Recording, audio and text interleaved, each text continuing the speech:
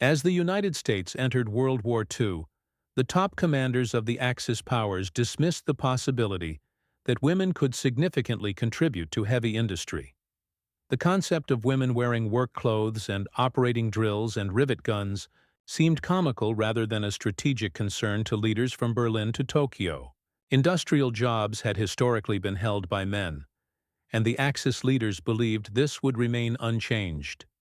Specifically, Nazi propaganda emphasized stereotypes that depicted American women as superficial, weak, and incapable of serious work. Japan's military leaders held similar prejudices, confident that their society's strict gender roles were natural and correct. When American authorities announced plans to recruit women for aircraft production, Axis officers ridiculed the idea. They viewed it as a desperate measure highlighting the weaknesses of America's workforce, rather than a resourceful solution. However, this derision masked a critical error in judgment. The Axis powers believed that extensive training was necessary to develop skilled labor and that industrial efficiency depended on a workforce already experienced in factories. They failed to appreciate America's capacity to quickly mobilize, adapt its educational system, and unite its population behind a shared national objective. As men enlisted in the military in large numbers in late 1941, American factories encountered a major labor deficit. While Axis intelligence predicted problems, the U.S. government recognized an opportunity. Women were seen as the solution to fill this gap. Nationwide campaigns were initiated, urging wives, mothers, and daughters to take on jobs previously exclusive to men. The campaign soon gained significant symbolic importance. The image of Rosie the Riveter, with her rolled-up sleeves and determined expression, inspired countless people. To the Axis powers, this was merely propaganda, a marketing ploy to conceal American vulnerability. German intelligence reports circulated among officers, dismissing the campaign as unrealistic. They emphasized their own policies, which primarily kept women focused on family responsibilities, as evidence of their cultural superiority. In Tokyo, leaders interpreted America's reliance on women as a sign of desperation, not strength. They assumed that a serious aircraft program could not depend on workers without prior industrial experience. However, within the United States, the reality was rapidly changing. Thousands of young women, many from rural areas and small towns, started arriving at industrial hubs like Willow Run in Michigan and Boeing's massive factories in Seattle. They received training in weeks, not years, mastering the necessary skills to construct the fuselages of B-17 bombers and the wings of P-51 Mustangs. Axis observers were unaware of the speed of this mobilization. Instead, their reports continued to highlight the alleged ineptitude of women, asserting that aircraft assembled by them would be fragile and unreliable. This underestimation proved disastrous.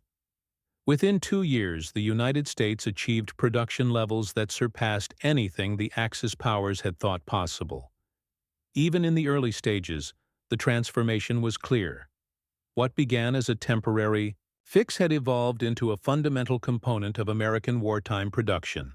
The Axis commanders, who mocked women in work clothes, were wrong to think that these very women would not be able to produce aircraft in huge numbers, the likes of which had never been seen before.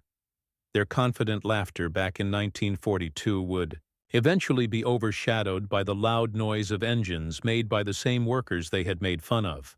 The change in American industry after Pearl Harbor was attacked was among the most incredible accomplishments of the war. Almost instantly, the U.S. government instructed civilian factories to massively retool to produce military equipment. Car factories that once made fancy sedans started manufacturing airplane bodies, engines, and tail parts for bombers. The famous Ford factory in Willow Run, Michigan, became the biggest aircraft factory in the world, designed to mass produce B-24 Liberators using a production line modeled after car manufacturing. This concept was new to Axis planners, who still thought planes had to be handcrafted in smaller workshops. A workforce unlike any before came to work in these huge buildings.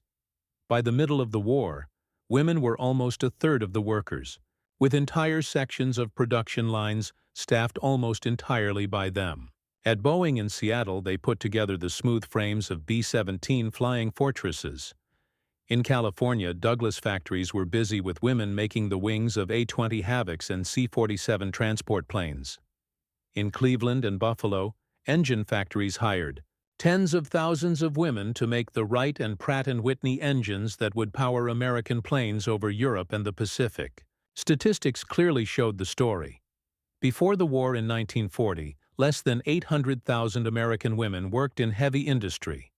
By 1944, over 3 million did, many of them in aviation-related factories. At Willow Run alone, the workforce grew to more than 40,000, with women doing jobs that used to be only for trained machinists. The size of the change shocked not only Axis intelligence, but also many skeptics at home who had doubted it could be done. The government backed this change with new policies. The War Manpower Commission managed labor needs, while the War Production Board directed resources to aircraft factories. Child care centers were built near major factories, allowing mothers to work long shifts. For the first time in American history, women were offered industrial wages on such a large scale, giving financial independence to many who had never earned money before. Axis leaders, still making fun as they had before, ignored the increasing evidence. German officials circulated reports saying that American production was messy, claiming that planes made by untrained women would have many problems. However, Allied pilots flying missions over occupied Europe knew differently. The B-24s and B-17s coming from American factories were strong, reliable, and made faster than they could be lost. What made this change so important was not just the numbers, but how quickly things were being made. At Willow Run, a bomber was finished every 63 minutes at its fastest. At Lockheed in California, the women meticulously constructed the streamlined P-38 Lightning fighter planes, celebrated for their distinctive twin-boom configuration, with a level of precision that left even experienced engineers astonished. This manufacturing pace far surpassed anything in Germany or Japan, where smaller disjointed factories depended significantly on traditional manual skills. To Axis leaders who had mocked the concept of female laborers, the sight of numerous aircraft-filling Allied airfields by 1943 should have served as a clear warning. Yet, the lesson took time to be understood.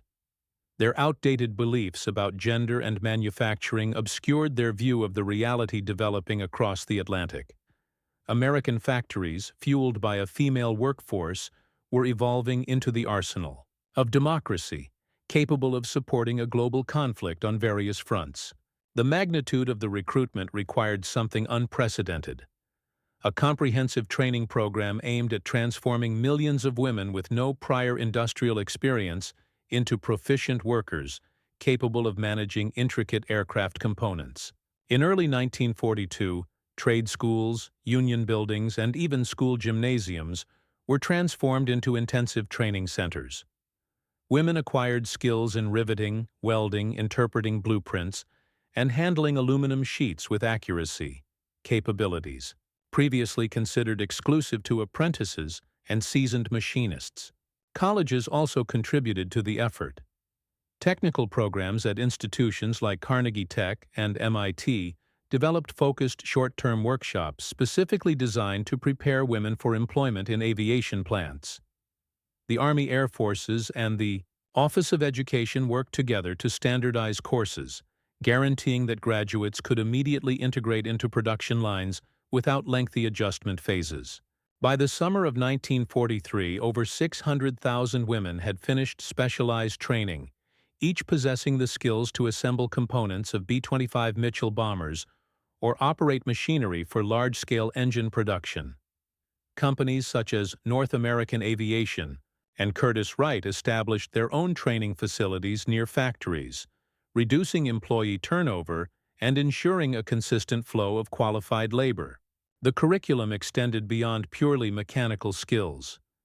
Given that many women had never worked outside their homes, supervisors were tasked with establishing industrial discipline, including punctuality, comprehension of safety protocols, and effective teamwork. Wartime posters emphasized, "Your job can win the war," reminding trainees that mistakes could result in fatalities on the battlefront. To raise quality, inspection departments comprised of experienced engineers oversaw the work of new hires. Within months, error rates significantly decreased, silencing those who predicted failure. The cultural influence of these training initiatives was substantial. Women from rural areas who had never ventured beyond their local communities found themselves in active urban environments. Former school instructors, waitresses, and homemakers mastered assembling propellers and landing gear. For many, it represented their initial step towards financial independence. They received wages equivalent to, and in certain instances, greater than those of their fathers or husbands who had previously held civilian jobs before the war. Resistance, however, did surface. Some male employees resented the influx of women, fearing job displacement. Unions were required to mediate disagreements, ensuring that training standards were uniformly applied to both genders. The administration, foreseeing these difficulties, advocated the concept that women were temporarily occupying positions until men came back. While this notion helped alleviate concerns, women proved to be crucial in practice. Without their involvement, achieving production targets would have been impossible. Statistics at the war's end demonstrated the effectiveness of the training initiatives. Women executed more than a third of all riveting tasks in American aviation factories, almost half of the electrical wiring, and a considerable amount of welding and inspections. Indeed, inspectors frequently pointed out that women excelled in delicate jobs that demanded patience and steady hands. Planes like the C-47 Skytrain and P-51 Mustang benefited from this detailed work, providing the Allies with aircraft that were both tough and dependable. The Axis powers, constrained by antiquated views on gender and employment, never envisioned such an outcome. Their inability to foresee the triumph of American training schemes led them to underestimate how quickly U.S. factories could increase production. This oversight enabled the Allies to deploy substantial quantities of planes at a rate that the Luftwaffe and Imperial Japanese Air Force could not possibly match. By 1943, the outcomes of America's industrial risk were apparent not only in sheer numbers, but also in the incredible speed at which aircraft were being produced. The transition from tentative trials to complete mass production had reached its peak. In that single year alone, the United States manufactured almost 86,000 aircraft, exceeding the combined output of Germany and Japan. The sheer diversity was amazing. 4-engine B-17 Flying Fortresses and B-24 Liberators for strategic bombing, agile P-51 Mustangs for escort missions, robust F-6F Hellcats to dominate the Pacific skies, and transport aircraft like the C-47 that facilitated global logistics. Foreign observers were shocked by the statistical boom. Instead of the sluggish and inefficient system populated by inexperienced workers that Axis planners had anticipated, they encountered an industrial powerhouse capable of producing aircraft faster than they could be destroyed in battle. The widely known one-bomber-per-hour rate at Ford's Willow Run plant was not just a myth, it materialized as a wartime reality. Henry Ford's engineers created assembly lines akin to automobile production, where aircraft frames moved along conveyors. Each station was manned by scores of workers, predominantly women, who installed parts swiftly and accurately. Other factories achieved comparable feats.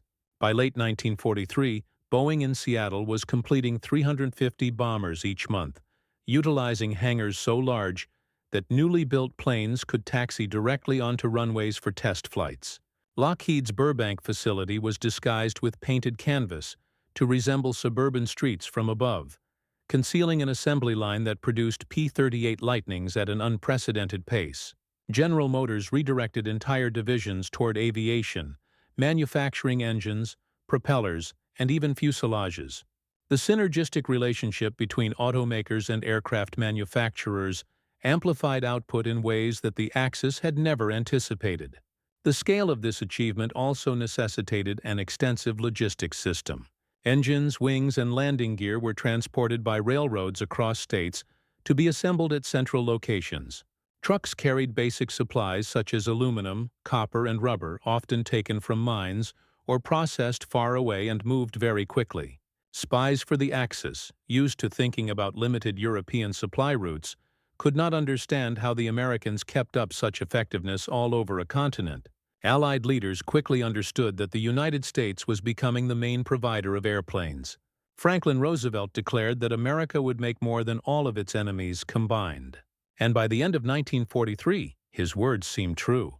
German pilots started seeing whole groups of hundreds of bombers protected by many fighters. Japanese leaders in the Pacific watched as their air bases were flooded with constant waves of American planes, many with serial numbers only weeks old from factories in Michigan, California, or Texas. The change in thinking happened during operations like the daytime attacks over Germany. Luftwaffe intelligence officers counting losses realized that no matter how many bombers were shot down, replacements came within days. This steady supply was unlike anything they had ever seen. Axis morale dropped when it became clear that the American industrial system, greatly helped by its women workers, could replace things faster than Axis forces could destroy them. By the end of the year, America's number of aircraft had grown 4 times bigger compared to 1941. From desert airfields in North Africa to island runways in the Pacific, the evidence was clear.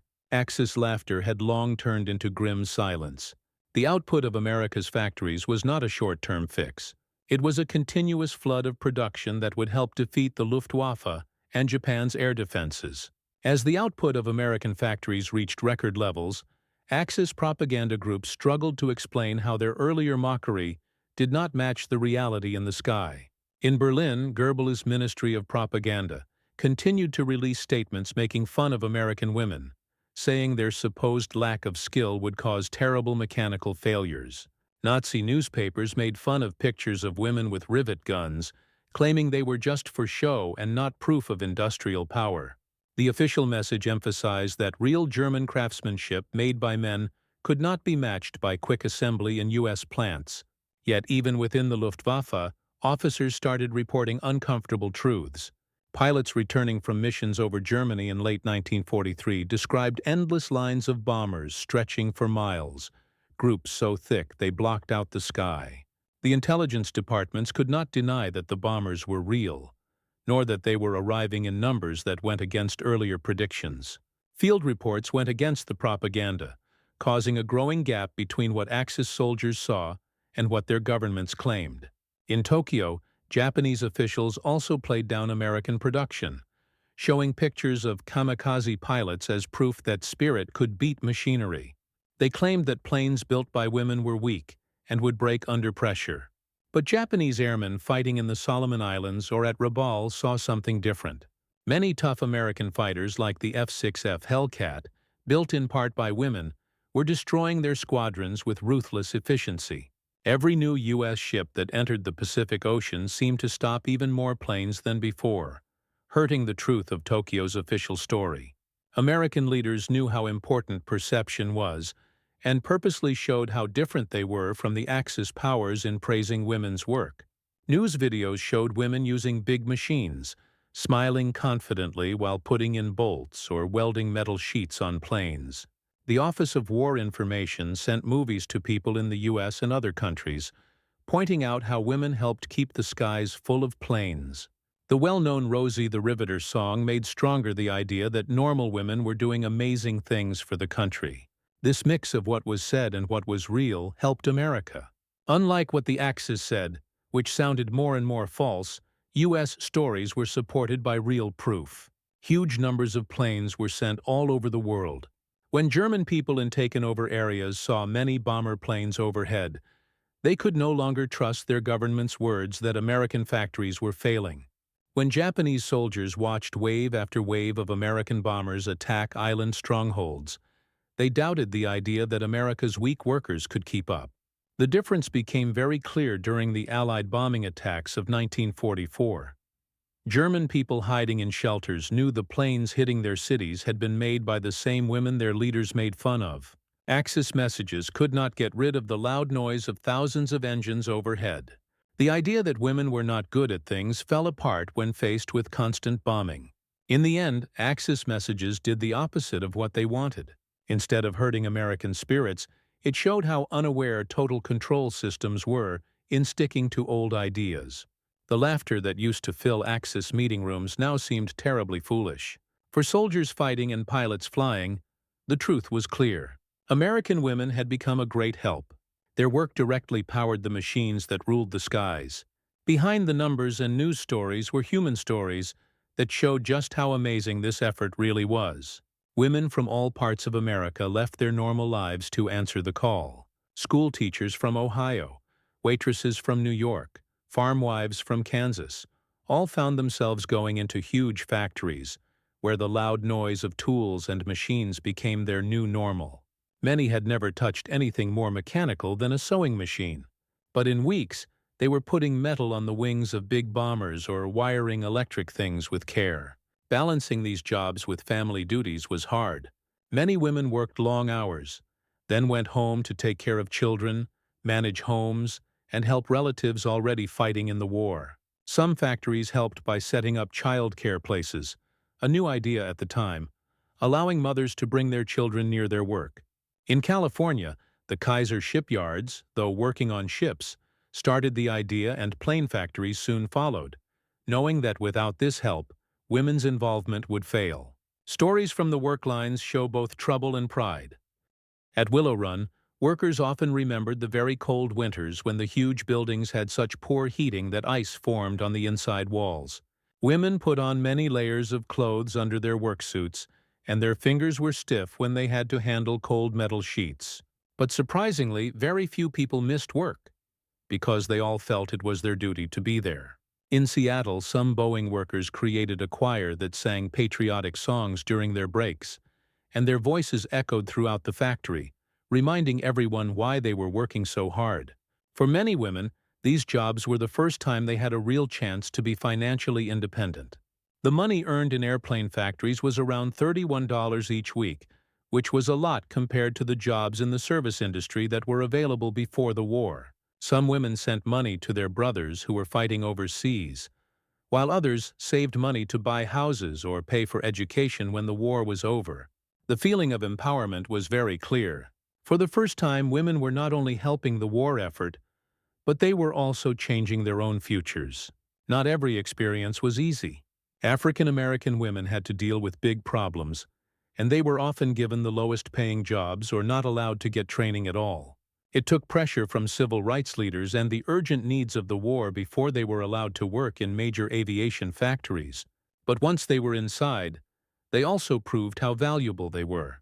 In Tuskegee, Alabama, black women worked to take care of the airplanes flown by the famous Tuskegee Airmen, giving important support to one of the most well-known fighter groups of the war. We can't forget the emotional side of things. Many women put up pictures of people they loved, like sons, brothers, and husbands, above where they worked. Each piece of metal attached to the side of a bomber was a personal contribution to keeping safe those who were fighting in other countries. Knowing that their work directly affected whether men in uniform would survive, created a strong connection between the people at home and the soldiers on the battlefield. Axis commanders didn't understand these personal stories. They couldn't imagine women facing freezing factories, dealing with family responsibilities, and learning complex machinery. But it was exactly this combination of determination, sacrifice, and toughness that turned numbers into victory. Behind every group of American planes that filled the skies controlled by the Axis powers were thousands of women whose stories weren't often told, but who had a huge impact. The real results of America's big increase in industrial production could be seen not only in factories, but also on battlefields, where Axis forces had to adjust to the Allies' overwhelming air power. In 1943 and 1944, entire military plans depended on having American-built airplanes available, and many of these planes came from factories where many of the workers were women. The skies above North Africa, Italy, and later France were filled with bombers and fighters that Axis leaders had once thought were impossible to have.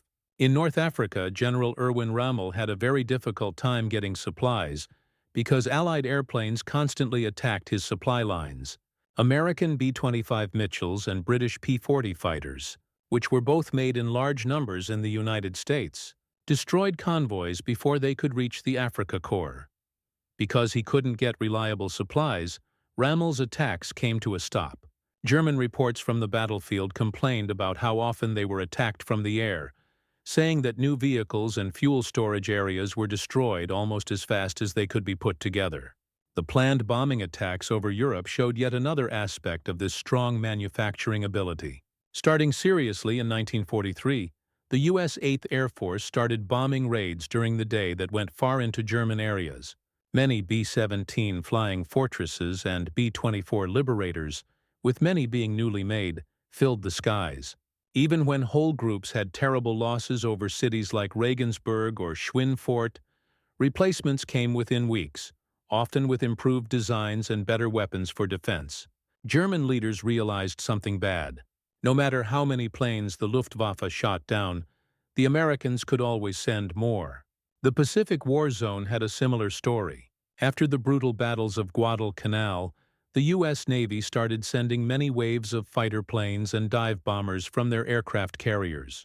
The F-6F Hellcat, which came out in 1943, became a big problem for Japanese pilots, as it shot down almost 19 enemy planes for every one lost. Made in huge numbers in Grumman factories where women did important work, the Hellcat showed the combination of strong manufacturing and new technology. Japanese pilots, who were already having trouble with little training and fewer supplies, were shocked by the never-ending supply of new modern American planes. Important results came from this difference in strength. The success of Operation Torch in North Africa, the steady progress through Italy, and later the invasion of Normandy all depended on huge air support. Transport planes like the C-47 Skytrain dropped paratroopers behind enemy lines, while long-range fighters went with bombers across Europe that was occupied. The ability to fight battles at the same time on opposite sides of the world depended on America's manufacturing advantage. Axis leaders admitted privately how big the problem was. Albert Speer, Germany's Minister of Armaments, said that by 1944, America's plane production was much bigger than anything Germany could even imagine. In Japan, Admiral Isoroku Yamamoto's earlier warning, "I fear all we have done is to awaken a sleeping giant," turned out to be true as American planes filled the skies all over the Pacific. What made this power so amazing was that it was based on manufacturing that Axis observers had thought was a joke just 2 years before. They had not understood how strong America was and also how tough its people were. The women who worked in factories across the country were important partners of the soldiers, sailors, and pilots who fought in other countries. What they did changed how the battles went, pushing Axis defenses until they broke down under the pressure. As the war was ending, it was impossible to ignore how important America's women workers had been. By the end of 1945, American manufacturing had made almost 300,000 planes, a number so big that even experienced military planners had trouble understanding it. These planes had filled the skies of Europe, the Mediterranean, and the Pacific. However, the real importance was in what they showed. A whole society successfully working together, which changed old ideas about who does what, types of work, and the country's strength. Just the numbers gave an amazing picture. From 1940 to 1945, the United States made over 96,000 bombers, almost 100,000 fighter planes, and many transport and training planes. These amounts were more than what the Axis countries made, and also more than what America's allies made. By 1944, women were almost half the workers in the airplane business, and they were still very important until the end of the war, even when men started coming back from overseas. When Japan surrendered in August 1945, American airfields had more planes than the German and Japanese air forces ever had together at their best. The review after the war showed how badly the Axis leaders had misjudged things. German generals writing about their experiences said that the constant replacement of Allied planes destroyed any chance of getting back control of the air war. Speer admitted that Germany could never produce as much as the United States. Japanese officers thought about battles like the Philippine Sea, known as the Great Marianas Turkey Shoot, where hundreds of their planes were destroyed in just one day, while America quickly replaced what they lost. These losses were not just because of how battles were fought, but because of the constant flow of planes made back home. Besides the military effects, the war changed American society forever. Many women who had experienced being independent and good at technical jobs did not want to go back to being housewives like before the war. Even though millions did leave the factories when soldiers came home, the change in thinking remained. The idea that women could do well in heavy industry had been clearly proven, setting the stage for future movements for equal rights at work. Rosie the Riveter, who was once just a picture, became a symbol for the country, representing both strength and change. The amount of industrial production also left a lasting impact. Factories like Willow Run, even though they eventually closed, showed that mass production could be used for technologies that were once thought too hard for assembly lines. This innovation moved into normal industries, affecting everything from airplanes to cars. The idea that quick training and getting people involved could lead to great results changed how businesses and schools worked after the war. For the Axis countries, the laughter they had when America started preparing for the war turned into a painful memory. Their assumptions kept them from seeing that countries that can change quickly and use the skills of everyone are the strongest. The picture of American women in work clothes, building bombers and wiring fighter planes, was very different from the strict systems of fascist countries that limited women's roles. In less than 4 years, that difference helped decide the outcome of the world. So when historians list the reasons why the Allies won, the contribution of America's women workers is as important as military actions and victories. They built the machines that won the air war, and by doing so, they changed the rules of war and society. What they did, which people used to make fun of, turned out to be a key part of why the Allies won.